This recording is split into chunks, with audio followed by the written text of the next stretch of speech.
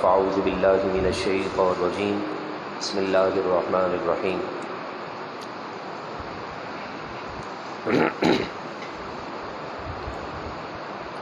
اہدنا الصراط المستقیم صراط الذین انعمت علیہم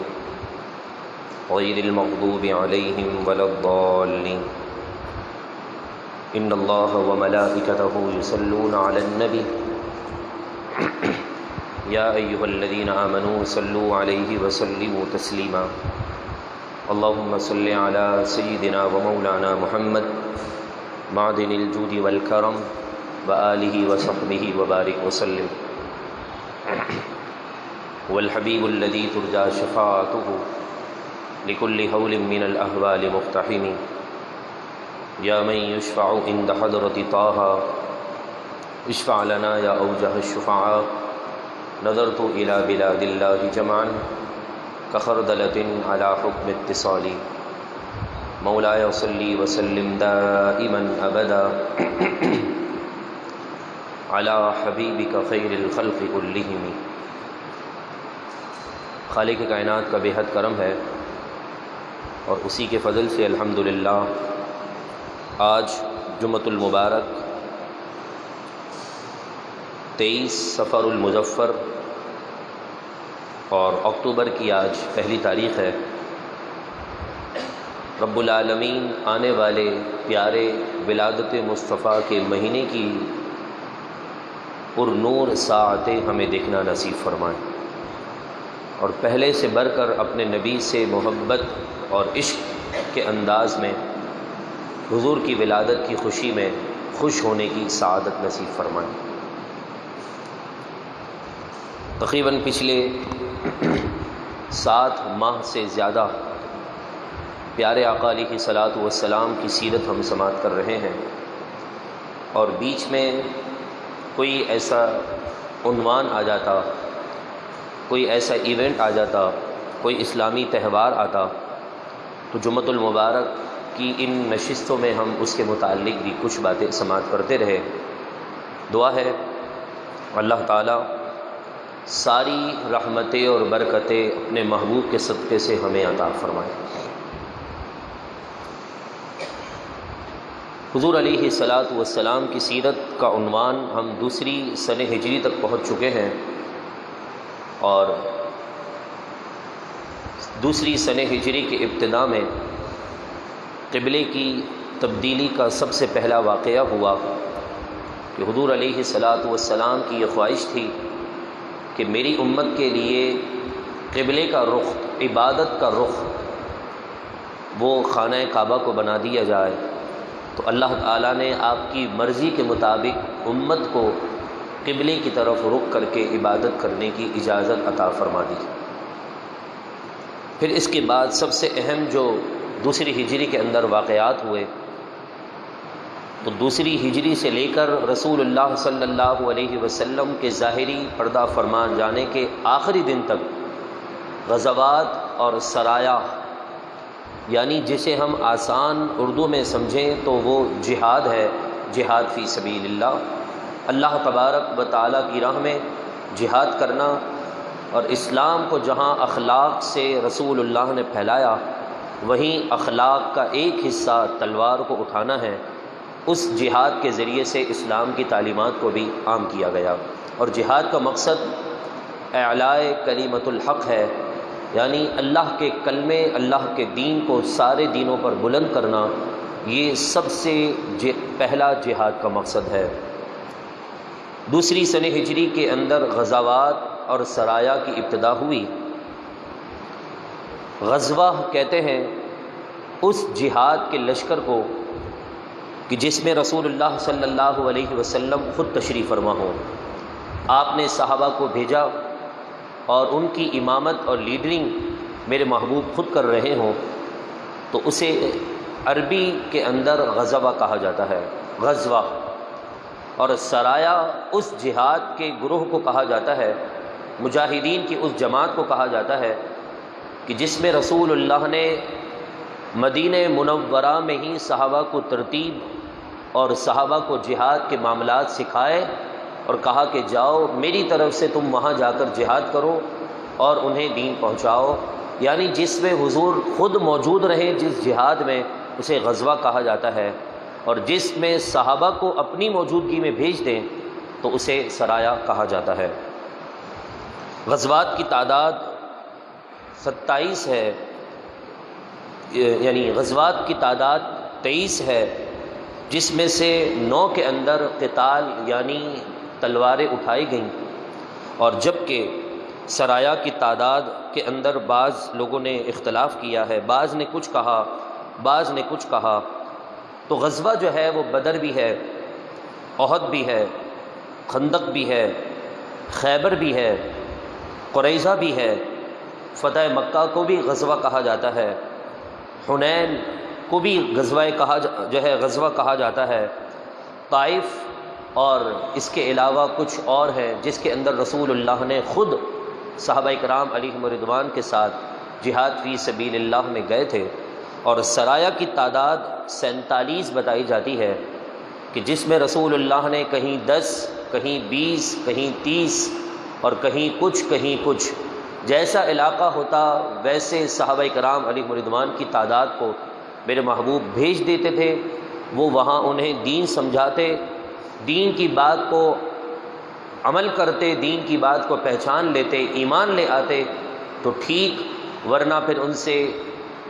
ٹیکس لیا جاتا تھا، یا پھر اگر وہ اس پر راضی نہ ہوتے تو پھر تیسرا آپشن ان کے پاس تلوار تھا۔ رسول اللہ صلی اللہ علیہ وسلم نے جب ہجرت کر کے مدینہ تشریف لے آئے تو پھر بھی قریش مکہ کا مسلمانوں کے خلاف جو دشمنی تھی وہ کم نہیں ہوئی اور بڑھتی چلی گئی، اور وہ مسلمانوں کو ان کے اپنے خاص مذہبی فرائض کو انجام دینے سے روک رہے تھے، اسلام کو مٹانے کی کوشش کرتے، بلکہ مشرکین مکہ تو دیگر قبائل کو بھی مسلمانوں کے خلاف کرنے کی کوشش کرتے تھے۔ اس لیے حضور علیہ الصلاۃ والسلام نے مختلف موقع پر اپنے مختلف جانشینوں کو دیگر قبائل کی طرف بھیجا کہ کوئی بھی مدینہ منورہ کی طرف غلط نظر نہ رکھے اور کوئی بھی مسلمانوں کو وہاں تکلیف نہ پہنچائے۔ بلکہ بعض دفعہ تو ایسا بھی ہوتا کہ کہیں کوئی دشمن کی حرکت کا حضور کو علم ہوتا تو فوراً حضور اپنے صحابہ میں سے کچھ کو مختص کرتے اور ان کے پیچھے روانہ کر دیتے، اور پھر اس طرح یہ سلسلہ شروع ہو چکا ہے۔ میرے محبوب علیہ الصلاۃ والسلام سیاسی اعتبار سے یہ ذہن رکھتے تھے، اور صحابہ کو بھی یہ ذہن دینے کی کوشش کرتے تھے کہ کسی طرح بھی مسلمانوں کو نقصان نہ پہنچایا جائے۔ اس لیے مشرکین مکہ کا جو تجارتی قافلہ ہوتا تھا وہ تجارتی قافلہ مدینے یا پھر بدر کے قریب سے گزرتا تھا۔ حضور علیہ الصلاۃ والسلام نے وہاں پر کچھ پہرہ دار رکھ دیے تھے کہ جیسے ہی مشرکین مکہ کا وہاں سے تجارتی قافلہ گزرے آپ انہیں ڈرائیں، ان سے مال لینے کی کوشش کریں،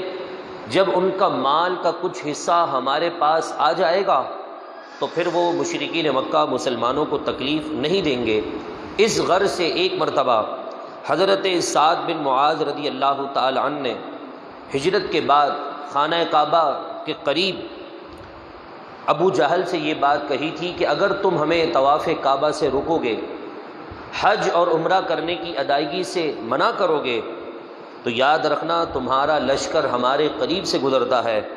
ہم تمہارے مال تجارت کو اپنے قبضے میں کر لیں گے اور پھر تم مجبور ہو جاؤ گے۔ پھر اس لیے مسلمانوں کے لیے تھوڑی سی نرمی برتی گئی، اور پھر اس طرح یہ سلسلہ آگے بڑھا۔ دوسری ہجری کے صفر المظفر کے مہینے میں غزوہ ابواء، اور اسی طرح ربیع الاول شریف کے مہینے کے اندر غزوہ بوات، اور ربیع الثانی کے مہینے کے اندر غزوہ ذو العریشہ، اور جمادی الآخر جسے ہم جمادی الثانی کہتے ہیں اس کے اندر بدر اولیٰ بھی واقع ہو کی گئی۔ اور پھر یہ سلسلہ آگے اس انداز میں بڑھا کہ ماہ شعبان المعظم یعنی شعبان المعظم کے مہینے میں رسول اللہ صلی اللہ علیہ وسلم کو اس بات کی خبر ہوئی کہ ایک بہت بڑا لشکر وہ یعنی مکے کی طرف بڑھ رہا ہے، اس کے اندر کافروں کے بہت سارا مال موجود ہے۔ اور اس کی نگہبانی ابو سفیان کے ہاتھ میں تھی رضی اللہ تعالیٰ عنہ، جو بعد میں فتح مکہ کے وقت ایمان لے آئے تھے۔ حضرت ابو سفیان کافروں کا مال لے کر مکے کی طرف جا رہے تھے۔ رسول اللہ کو اس بات کا علم ہو گیا، چونکہ ابھی کچھ ہی ہفتوں قبل پہلی بدر ہوئی تھی، جو اصل بدر ہے جس کو ہم اپنی زبانوں میں سمجھتے ہیں اور یاد رکھتے ہیں، وہ رمضان المبارک کے مہینے میں ہوئی 17 رمضان کو، مگر بدر اولا جمادی الآخر اور رجب کے مہینے میں ہوئی تھی، کہ جس میں کافروں کے 3 بڑے بڑے سردار مارے گئے تھے۔ اس کی خبر جب ابو جہل کو ہوئی تو اس نے اپنے اس سردار، اپنے اس قبیلے کے ساتھی کا خون کا بدلہ لینے کے لیے مسلمانوں کو تیار کیا، یعنی کافروں کو تیار کیا مسلمانوں کے خلاف، اور کہا کہ دیکھو اب تو تمہارا مال بھی پھنس گیا ہے۔ لوگ اس کی بات کو نہ سنتے تھے، لیکن جب پتہ چلا کہ ہمارا مال اب پھنسنے والا ہے، مسلمانوں کے ہاتھ لگنے والا ہے، تو پھر اس کے بعد وہ سارے کے سارے تیار ہو گئے۔ غزوہ ذوالعریشہ کے اندر، جو کہ ماہ رجب میں منعقد ہوئی تھی، حضور علیہ الصلاۃ والسلام نے اپنے پھوپھی ذات بھائی حضرت عبداللہ بن جہش رضی اللہ تعالی عنہ کو 8 ساتھیوں کے ساتھ بھیج دیا، جسے سرایا کہا جاتا ہے۔ وہ وہاں پر جا کر کافروں سے گھر گئے اور کافروں کے 3 بڑے شخصوں کو مار دیا، جس کے اندر عمر بن حضرمی نامی شخص بھی تھا، جو ان کے لیے بڑا معزز سمجھا جاتا تھا، کاروباری اعتبار سے بھی اور مشوروں کے اعتبار سے بھی۔ جب اس کو ختم کر دیا مسلمانوں کی جماعت نے، ان 8 لوگوں کی جماعت نے، تو وہاں ابو جہل اور دیگر بڑے بڑے مشرکین اس کے خون کا بدلہ لینے کے لیے بدر کا میدان لگانے کی کوشش میں لگ گئے۔ خدا کی قدرت کہ جب رسول اللہ صلی اللہ تعالی علیہ وسلم کو اس بات کا علم ہوا کہ ابو سفیان کے تحت ایک بہت بڑا لشکر کافروں کی طرف بڑھ رہا ہے، تو رسول اللہ صلی اللہ علیہ وسلم نے فوراً اعلان کیا، اور اعلان کرتے ہی رسول اللہ بدر کی طرف نکل گئے۔ وہ رمضان کی ابتدائی ایام تھے، ہفتے کا دن تھا، اور یہ سلسلہ آگے بڑھا۔ رسول اللہ نے جیسے ہی اعلان کیا، جتنے لوگ تیار ہوئے ہو گئے، جن کی تعداد 313 تھی، اور وہ ابو سفیان کے قافلے کے پیچھے نکل گئے کہ ان کا مال اپنے قبضے میں کر لیں، تاکہ مکے کے اندر مسلمان جو موجود ہیں ان کے لیے رعایت ہو جائے، آسانی پیدا ہو جائے، اور مدینے سے جو مکے کی طرف لوگ حج کے لیے یا عمرے کے لیے یا طواف کی نیت سے جاتے ہیں، انہیں کوئی پریشان نہ کرے۔ جب ابو سفیان کا یہ قافلہ آگے بڑھا تو اس بات کا علم ابو سفیان کو ہو گیا کہ مدینے سے رسول اللہ نے ایک لشکر میرے پیچھے روانہ کیا ہے۔ اس نے تیز رفتار گھوڑے کے ساتھ مکے کے اندر یہ خبر پہنچا دی ابو جہل کو، اور کہا کہ تم سب کا مال ڈوبنے والا ہے، اپنے آپ کو بھکاری اور محتاجی والی زندگی سے بچانا چاہتے ہو تو جلد سے جلد جو ہے قافلہ تیار کرو اور میری مدد کو پہنچو۔ یہ خط جیسے ہی ابو جہل کے پاس پہنچا، اس نے مکے کی گلیوں کے اندر اعلان کر دیا کہ مدینے میں مسلمانوں نے تمہارے مال پر قبضہ کر لیا ہے، اپنے مال کی حفاظت کے لیے جلدی جلدی تیار ہو جاؤ۔ آنن فانن لوگ اپنا مال بچانے کی نیت سے، غرض سے لوگ جو ہے وہ تیار ہو گئے،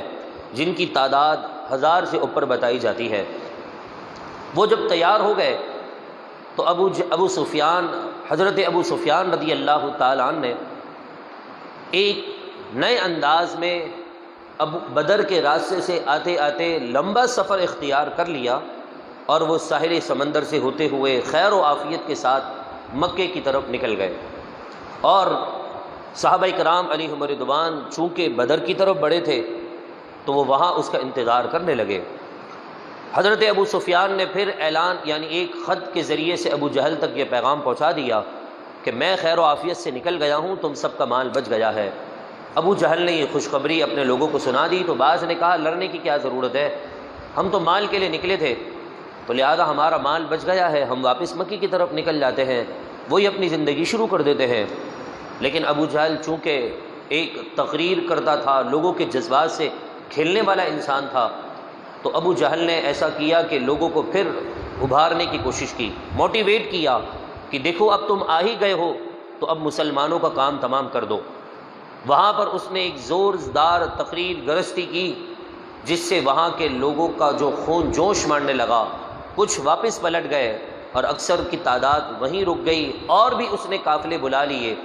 رسول اللہ صلی اللہ تعالیٰ علیہ وسلم اور صحابہ کرام علیہم رضوان چونکہ اس قافلے کے تعاقب میں نکلے تھے، اس قافلے کو پکڑنے کے لیے گئے تھے جس میں مال تھا، تو اس مال کے قافلے کو پکڑنے کے لیے اتنی بڑی فوج کی ضرورت نہ تھی، چند تلواریں لی تھیں، کچھ نیزے لیے تھے، کچھ گھوڑے تھے، کچھ سواریاں تھیں، لیکن وہ اب نکل گئے۔ صحابہ کرام علیہم رضوان کا یہ ارادہ تھا کہ ہم اس مال تجارت والے قافلے کو روک لیں، لیکن قرآن سورۃ الانفال کے اندر فرماتا ہے کہ رب کا یہ ارادہ تھا کہ وہ بدر کے میدان میں مسلمانوں اور کافروں کو آمنے سامنے کر دے اور پھر فتح عطا فرما دے۔ اب ہوا یہ کہ یہ مال غنیمت کے قافلے کو لینے کے لیے جب وہاں پہنچے تو دیکھا کہ اتنا بڑا لشکر تیار ہو کر، جس کے پاس جنگی لباس بھی ہے، نیزے بھی ہیں، گھوڑے بھی ہیں، ساز و سامان بھی ہے، مہینوں کا وہ سامان ساتھ لے کر نکلے تھے کہ اگر ہمیں مہینے بھی لگے تو ہم وہیں رہیں گے، اور کھانے پینے کا سامان بھی ان کے پاس بکثرت تھا۔ اور پھر آزمائش بھی، ہمارے شیخ، ہمارے استاد اکثر یہ فرمایا کرتے تھے کہ اللہ تبارک و تعالیٰ کا انعام پریشانیوں اور آزمائشوں کی پشت پر سوار ہو کر آتا ہے۔ اب یہاں پر مسلمانوں پر ایک آزمائش آ چکی تھی۔ جب وہ بدر کے میدان میں پہنچے تو اس سے پہلے ابو جہل اپنا قافلہ لے کر پہنچ چکا تھا، اور اس نے اس جگہ کو منتخب کر لیا جو ہموار زمین تھی۔ اب مسلمان جنہوں نے خیمہ لگایا تھا، وہاں پوزیشن ایسی تھی کہ اتنی مٹی تھی کہ وہاں پر کوئی ڈنڈا بھی زمین کے اندر نصب نہیں ہوتا تھا کہ اب اس کو لگائیں اور پھر خیمے باندھیں۔ اتنی زمین کے اندر اوپری حصے میں مٹی بھری ہوئی تھی، پانی کے جو سطح تھا وہ بھی کافروں نے قبضہ کر لیا تھا، مسلمانوں کے پاس افطار کے لیے بھی پانی نہ تھا، وضو کے لیے بھی پانی نہ تھا، قضاء حاجات کو پورا کرنے کے لیے بھی پانی نہ تھا۔ اب کیا ہوا؟ کس طرح اللہ تبارک و تعالیٰ نے 2 سنہ ہجری کو مسلمانوں کو فتح عطا فرمائی، وہ انشاءاللہ مزید ہم اگلے جمعۃ المبارک کو سماعت کریں گے۔ اور آپ کے علم میں یہ بات موجود ہے کہ 25 صفر المظفر امام عشق و محبت امام احمد رضا خان فاضل بلیوی رحمۃ اللہ تعالی علیہ کا یوم ہے، اور یقیناً مسلمانوں پر آپ کا بہت بڑا احسان ہے۔ قرآن کا ترجمہ بھی آپ نے لاجواب کیا، حدیث کی تشریح بھی آپ نے لاجواب بیان کی، کرامات بھی اللہ نے آپ کو بڑی ہی لاجواب عطا فرمائی تھی،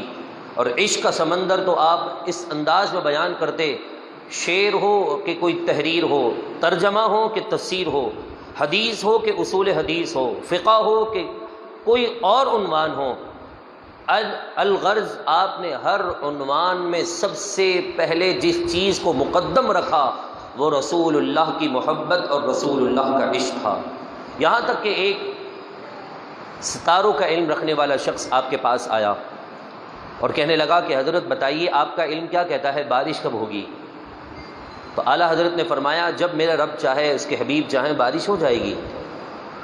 اس ستاروں کے علم والے شخص نے کہا کہ میرا علم یہ کہتا ہے، جو میں نے حساب لگایا ہے، میرا علم یہ کہتا ہے کہ اب اگلے کافی مہینوں تک بارش کے کوئی آثار نہیں ہیں۔ آپ مسکرائے اور آپ نے یہ جو سوئی والی گھڑی ہوتی ہے اس کی طرف اشارہ کر کے کہا کہ بتاؤ ٹائم کیا ہو رہا ہے؟ تو لوگوں نے دیکھ کر اس آدمی نے کہا کہ ابھی تو 11:15 ہو رہے ہیں۔ تو اعلیٰ حضرت نے پوچھا بتاؤ 12 بجنے میں کتنی دیر باقی ہے؟ تو کہا 45 منٹ۔ آپ اپنے مسند سے اٹھے اور گھڑی کی آپ نے سوئی گھما دی اور 12 بجا دیے۔ تو کہا کہ دیکھو 12 تو بج گئے، آپ نے کہا 45 منٹ کے بعد 12 بجیں گے، یہ تو فوراً 12 بج گئے۔ تو وہ مسکرا کر کہنے لگا آپ اتنے بڑے امام ہیں، کیسی بات کرتے ہیں، یہ تو آپ نے گھما دی ہے سوئی، تو فوراً وہ فوراً 12 بج چکے ہیں۔ تو کہا جب گھڑی کی سوئی کا کانٹا میرے ہاتھ میں ہے،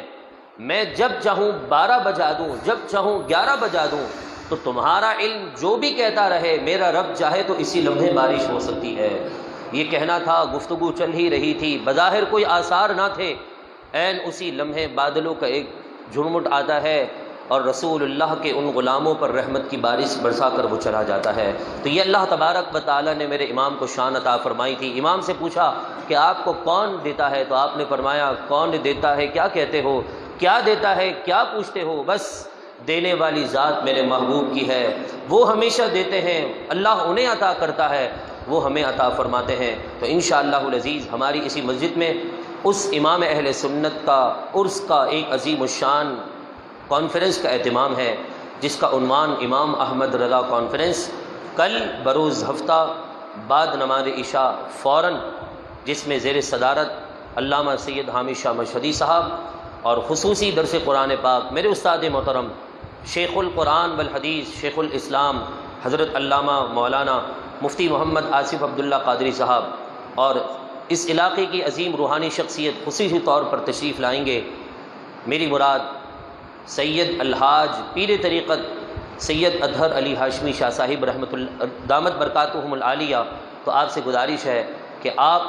ضرور اس پروگرام کی دعوت عام کریں اور نگاہ کرم رسول اللہ سے حاصل کرنے کے لیے خود بھی تشریف لائیں۔ اللہ تبارک و تعالی ہمیں گھر والوں کے ساتھ کل شرکت کی توفیق عطا فرمائیں۔ وآخر دعوانا ان الحمدللہ۔